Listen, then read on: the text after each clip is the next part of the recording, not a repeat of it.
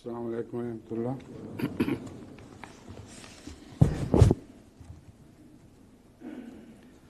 اشهد ان لا اله الا الله وحده لا شريك له واشهد ان محمدا عبده ورسوله.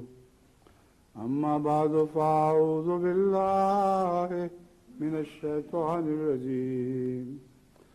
بسم الله الرحمن الرحيم. الحمد لله رب العالمين الرحمن الرحيم مالك يوم الدين. إياك نعبد وإياك نستعين. اهدنا الصراط المستقيم صراط الذين أنعمت عليهم غير المغضوب عليهم ولا الضالين.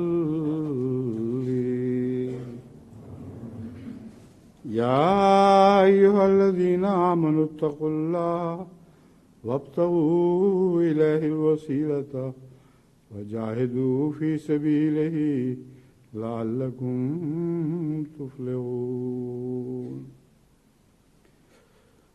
سورہ المائدہ آیت 36.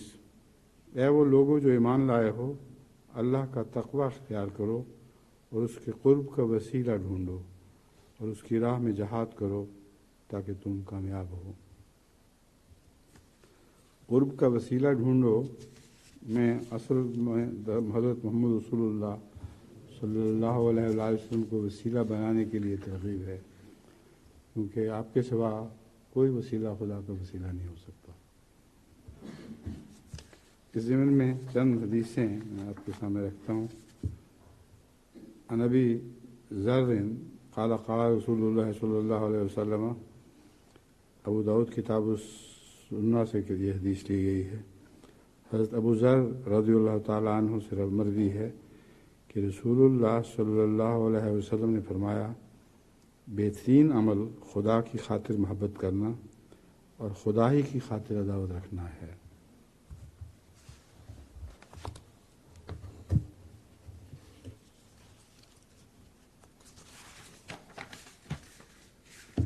حضرت عبداللہ بن عباس رضی اللہ تعالیٰ عنہما سے روایت ہے کہ رسول اللہ صلی اللہ علیہ وسلم نے فرمایا، اللہ سے محبت کرو کہ وہ اپنی طرح طرح کی نعمتوں سے تمہیں غذا مہیا کرتا ہے. وہ اپنی طرح طرح کی نعمتوں سے تمہیں غذا مہیا کرتا ہے. اور مجھ سے اللہ کی محبت کی وجہ سے محبت کرو اور میرے اہل بیت سے میری محبت کی وجہ سے محبت کرو.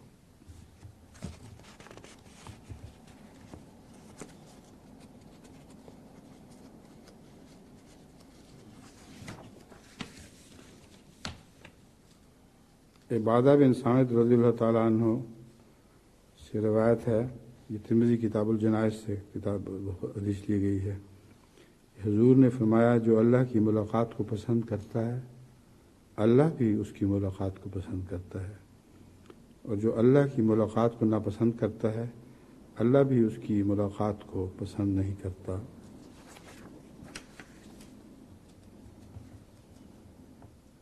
اس سے مراد صرف آخرت کی ملاقات نہیں بلکہ دنیا میں ملاقات ہے. دنیا میں اللہ سے گریز کرتے ہیں اور اس کے ذکر سے گھبراتے ہیں، قیامت کے دن ان کو اسی طرح چھوڑ دیا جائے گا. اس لیے یہ خیال نہیں کرنا چاہیے کہ اس کا ذکر تعلق صرف قیامت سے ہے، یعنی مرنے کے بعد سے. اس دنیا ہی میں جو اللہ سے تعلق رکھتا ہے اور اس کو پسند کرتا ہے وہی ہے جو قیامت کے بعد بھی اللہ تعالیٰ کے محبوب ہوگا. ترمذی کتاب الطب سے یہ روایت ہے. حضرت قتادہ بن نعمان رضی اللہ تعالیٰ عنہ سے مروی ہے کہ رسول اللہ صلی اللہ علیہ وسلم نے فرمایا، جب اللہ کسی سے محبت کرتا ہے تو اسے دنیا سے یوں بچاتا ہے جیسے تم میں کوئی بیمار کو پانی سے بچاتا ہے. بیمار کو پانی سے بچاتا ہے سے مراد ظاہر ہے کہ بعض بیماریاں ایسا سخت ہوتی ہیں کہ ان کے اوپر پانی ڈالنا بیمار کے لیے مہلک ثابت ہوتا ہے، یعنی اس کو ان بیماریوں میں بیمار پر پانی ڈالنا مہلک ثابت ہوتا ہے۔ تو اس طرح دنیا داری سے بچاتا ہے جیسے تم کوئی بیمار کو پانی سے بچاتے ہو۔ سنن ابن ماجہ کتاب الفتن سے یہ روایت ہے، حضرت انس بن مالک رضی اللہ تعالیٰ عنہ بیان کرتے ہیں کہ حضرت صلی اللہ علیہ وسلم نے فرمایا، جتنا ابتلا بڑا ہوگا اتنا ہی جزا بھی زیادہ ملے گی، جتنا ابتلا بڑا ہوگا اتنا ہی جزا بھی زیادہ ملے گی، اور اللہ تعالیٰ جب کسی قوم سے محبت کرتا ہے تو ان کو آزماتا ہے، بس جو راضی رہے اس کے لیے رضا ہے، اور جو ناپسند کرے اس کے لیے ناراضگی ہے۔ یعنی اس میں ساری وہ ہیں جو کسی تشریح کی ضرورت محسوس نہیں کرتی، کیونکہ بالکل معاملہ اور مضمون واضح ہے۔ بخاری کتاب المناقب سے یہ حدیث ہے، حضرت انس رضی اللہ تعالیٰ عنہ بیان کرتے ہیں کہ ایک شخص نے حضرت صلی اللہ علیہ وآلہ وسلم سے قیامت کے بارے میں پوچھا اور کہنے لگا کہ قیامت کب ہوگی؟ آپ نے فرمایا، تم نے اس کے لیے کیا تیاری کی ہے؟ اس نے کہا، کچھ نہیں، تاہم میں اللہ اور اس کے رسول صلی اللہ علیہ وسلم سے محبت کرتا ہوں۔ حضرت صلی اللہ علیہ وسلم نے فرمایا، تم اسی کے ساتھ ہوگے جس سے تم محبت کرتے ہو۔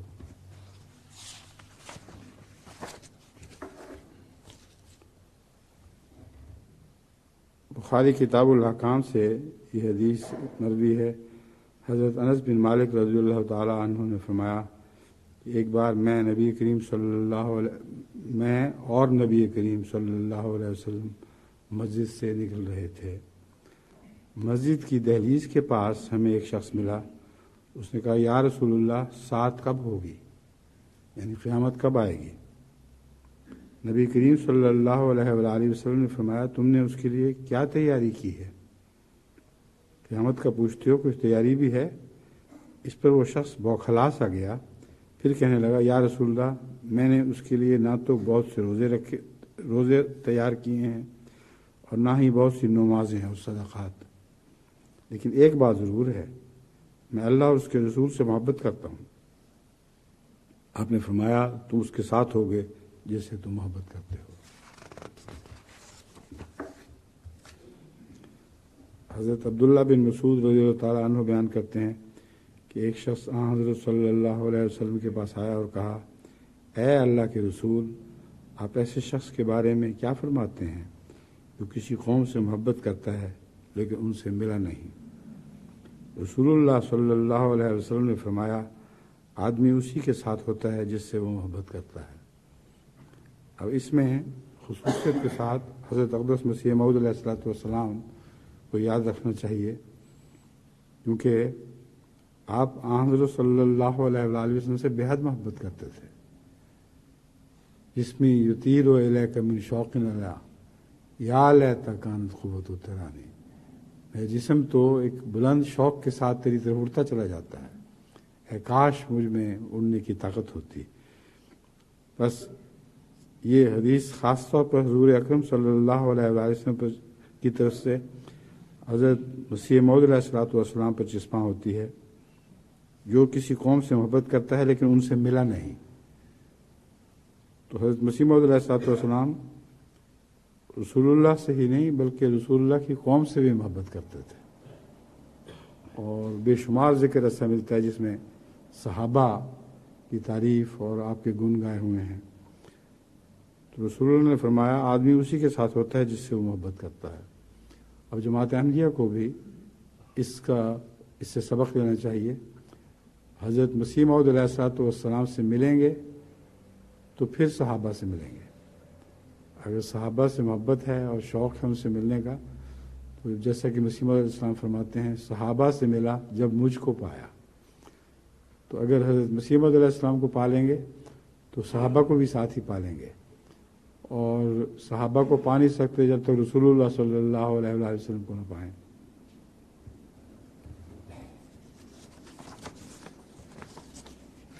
حضرت ابو ہریرہ رضی اللہ تعالیٰ عنہ سے مروی ہے کہ نبی کریم صلی اللہ علیہ وسلم نے فرمایا، ایک شخص اپنے ایک للہی بھائی سے جو دوسرے گاؤں میں رہتا تھا ملاقات کے لیے نکلا. اللہ تعالیٰ نے اس کے راستے میں ایک فرشتہ مقرر کر دیا. جب وہ شخص اس فرشتے کے پاس سے گزرا تو اس نے پوچھا کدھر جا رہے ہو؟ اس نے جواب دیا میں فلاں سے ملنے جا رہا ہوں. اس نے پوچھا کیا رشتہ داری کی وجہ سے؟ اس نے جواب دیا نہیں. اس نے پوچھا تو پھر اس کے کسی احسان کی پاسداری کی وجہ سے؟ اس نے جواب دیا نہیں. اس نے کہا تو پھر کیا سبب ہے کہ اس کے پاس جا رہے ہو؟ اس نے جواب دیا اس لیے کہ مجھے اس سے للہ محبت ہے، میں اللہ کی خاطر میں اس سے محبت کرتا ہوں. بس وہ کثرت سے آنے والے جو جلسے پر یا ویسے یہاں آتے ہیں، اس عاجز میں تو کوئی بات بھی نہیں، حقیقت یہی ہے، مگر وہ مجھ سے بہرحال للہ محبت کرتے ہیں.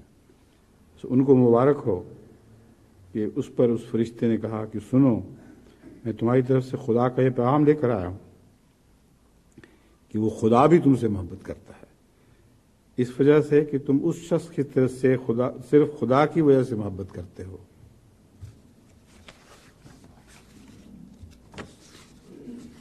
اور یہ حدیث یہ وہی پہلے میں بیان کر رہا ہوں.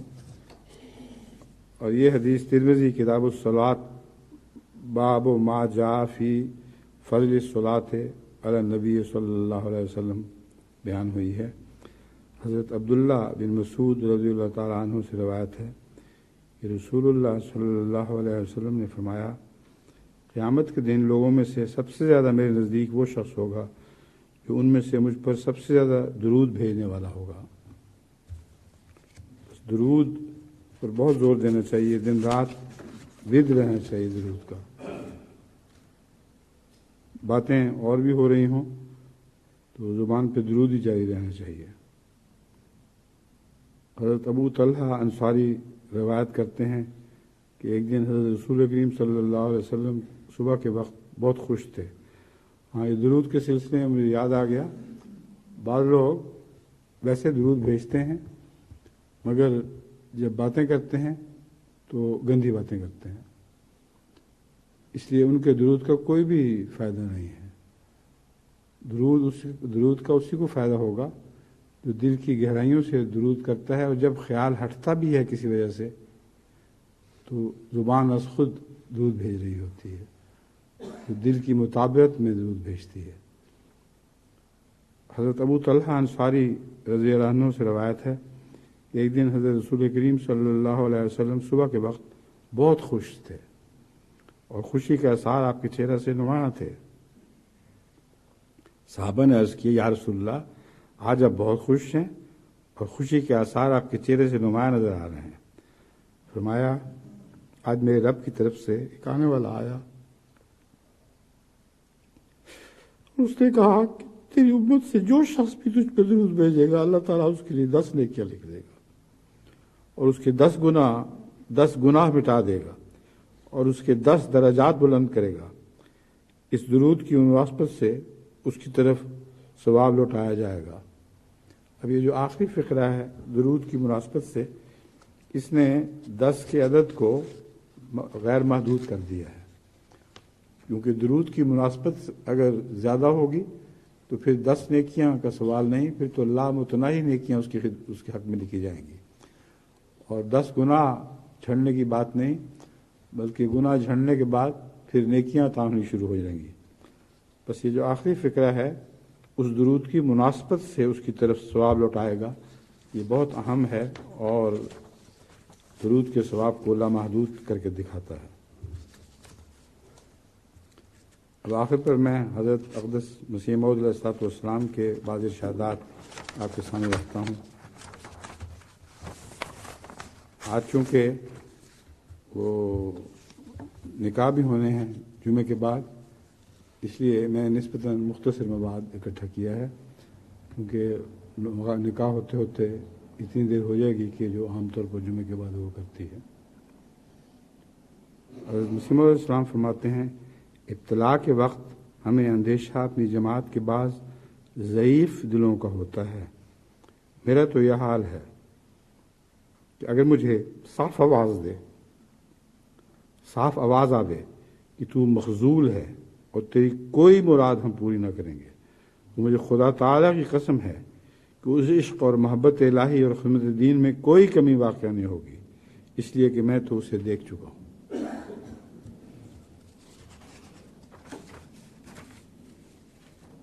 پھر فرماتے ہیں اگر زندگی خدا کے لیے ہو تو اس کی حفاظت کرے گا۔ بخاری میں ایک حدیث ہے کہ جو شخص خدا تعالیٰ سے محبت کا رابطہ پیدا کر لیتا ہے، خدا تعالیٰ اس کے اعضاء ہو جاتا ہے۔ ایک دوسری روایت میں ہے کہ اس کی دوستی یہاں تک ہوتی ہے کہ میں اس کے ہاتھ پاؤں وغیرہ حتیٰ کہ اس کی زبان ہو جاتا ہوں جس سے وہ بولتا ہے۔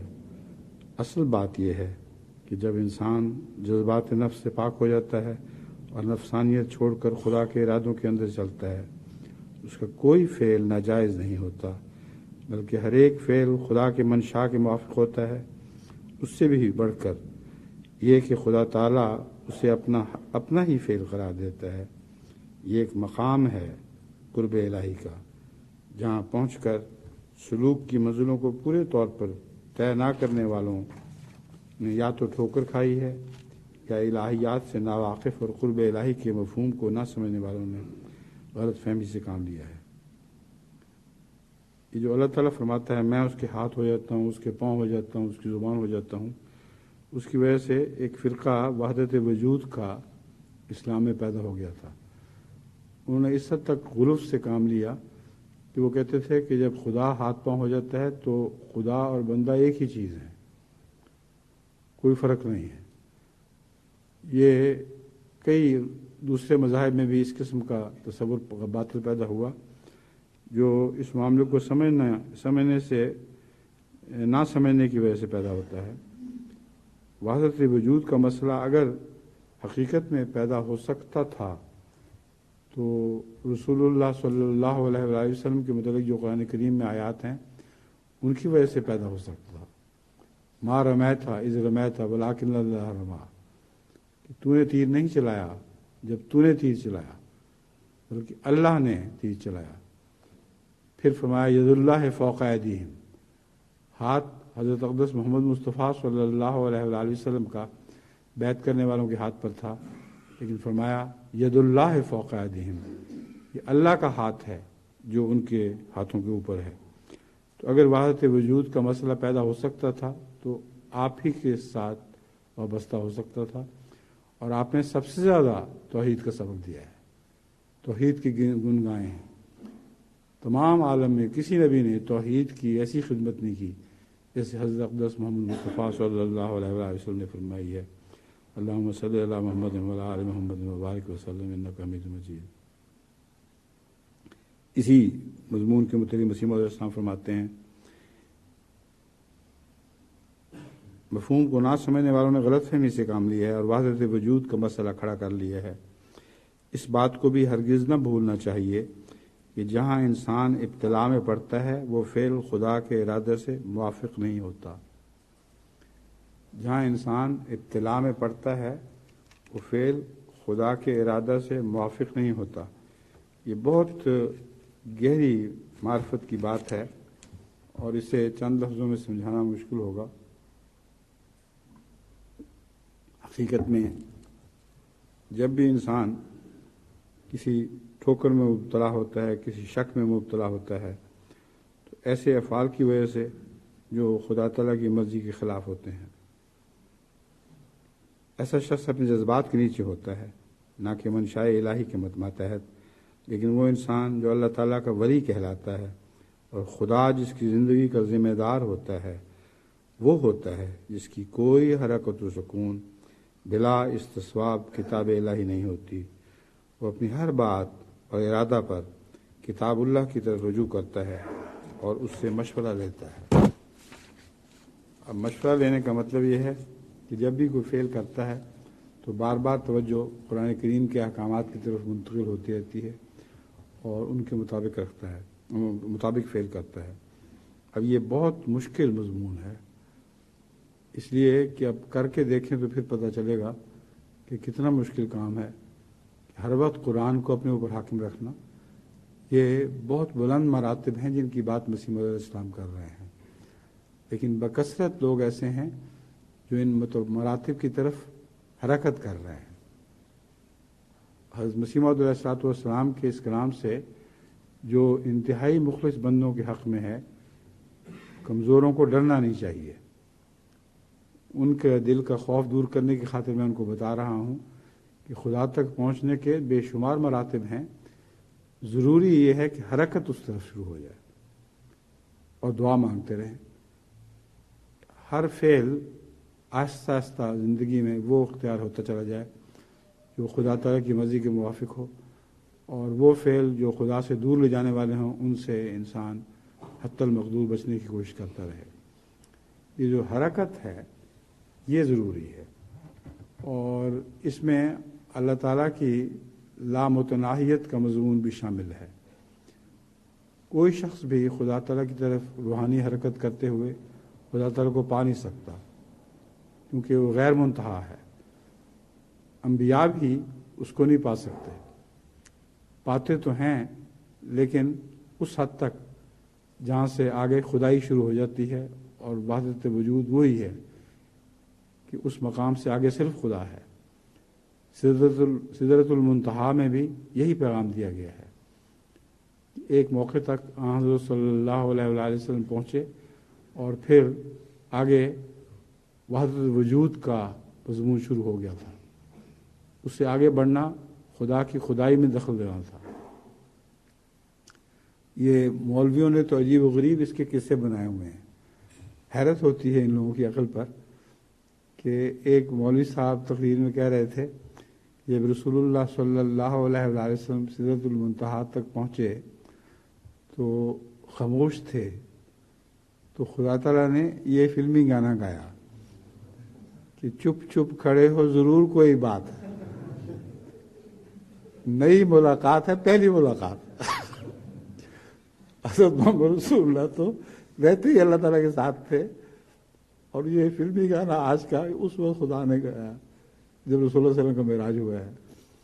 تو مولویوں نے اس قسم کے قصے گھڑ رکھے ہیں۔ خدا کا شکر کریں کہ آپ کو مولویت سے نجات ملی ہے، بڑا اللہ کا احسان ہے۔ میں تو ان کی حالتیں دیکھتا ہوں تو خدا کا شکر کرتا ہوں کہ کس طرح خدا تعالیٰ نے اس جماعت کو بچا لیا ان مولویوں سے اور مولویت سے۔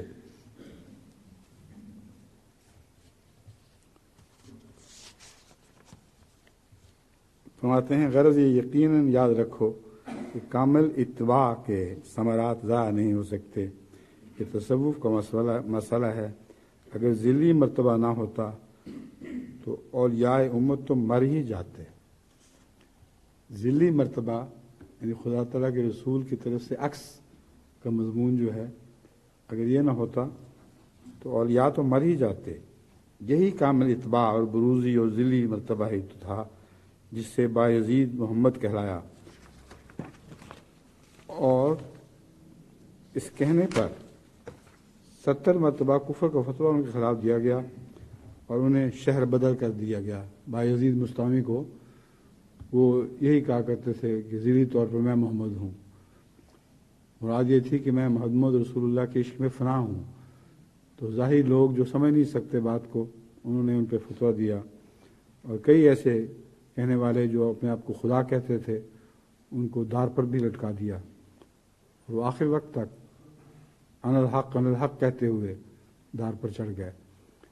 تو علماء جو ہیں یہ مولوی لوگ، انہوں نے ہر زمانے میں فتنہ پیدا کیا ہے، کوئی نئی بات نہیں۔ اس لیے جماعت کو آج کو گھبرانے کی ضرورت نہیں ہے۔ جب سے رسول اللہ صلی اللہ علیہ وسلم کا زمانہ گزرا ہے یہ لوگ فتنہ ہی پیدا کرتے رہے ہیں، اور اہل حق کے خلاف فتنہ کرتے ہیں۔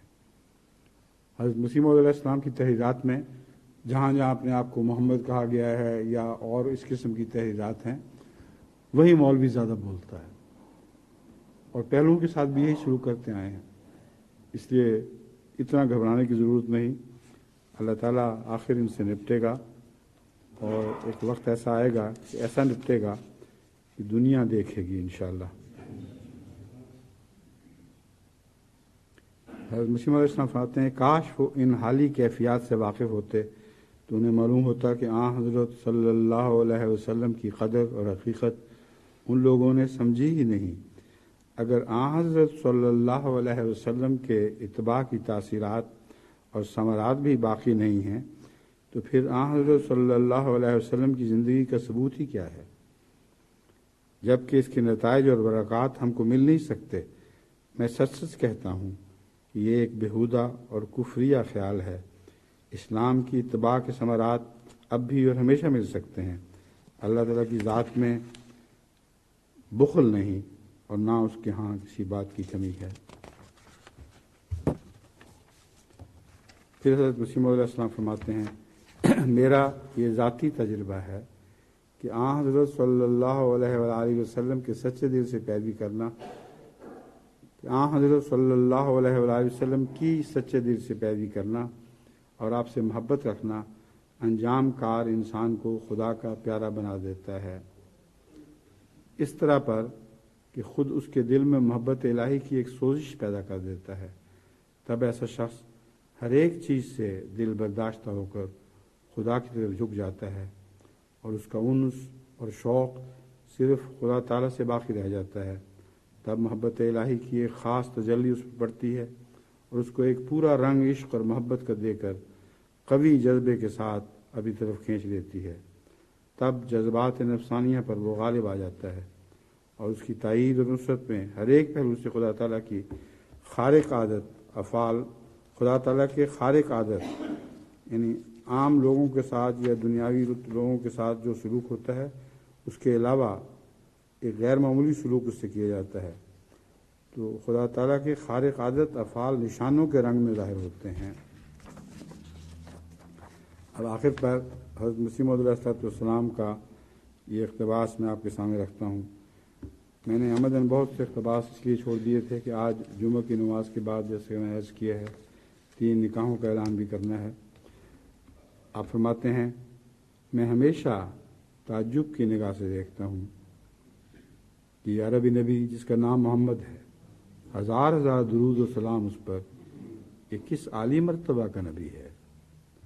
اس کے عالی مقام کا انتہا معلوم نہیں ہو سکتا اور اس کی تاثیر قدسی کا اندازہ کرنا انسان کا کام نہیں۔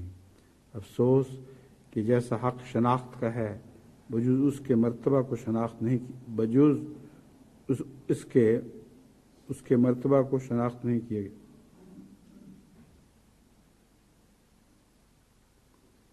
بجوز اس کے سمجھ نہیں آئی اس سے پوری طرح، مراد یہی ہے کہ جیسا کہ حق شناخت کا ہے اس کے مرتبہ کو اس حق کے مطابق شناخت نہیں کیا گیا۔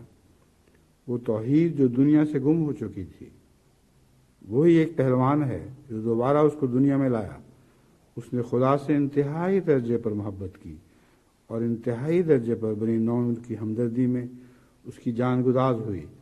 اس لیے خدا نے جو اس کے دل کے راز کا واقف تھا اس کو تمام انبیاء اور تمام اولین اور آخرین پر فضیلت بخشی اور اس کی مرادیں اس کی زندگی میں اس کو دیں۔ وہی ہے جو سرچشمہ ہر ایک فیض کا ہے۔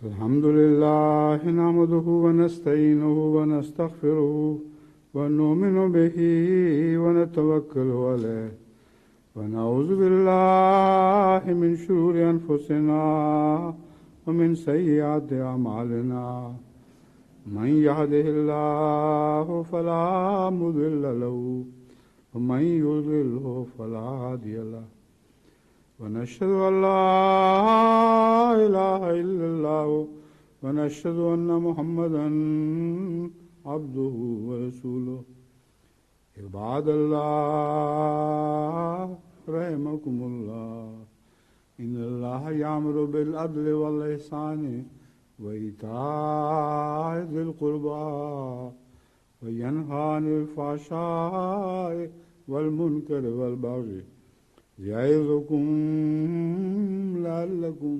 تذكرون اذكروا الله يذكركم وادعوه يستجب لكم وَلَذِكْرُ اللَّهِ أَكْبَرُ.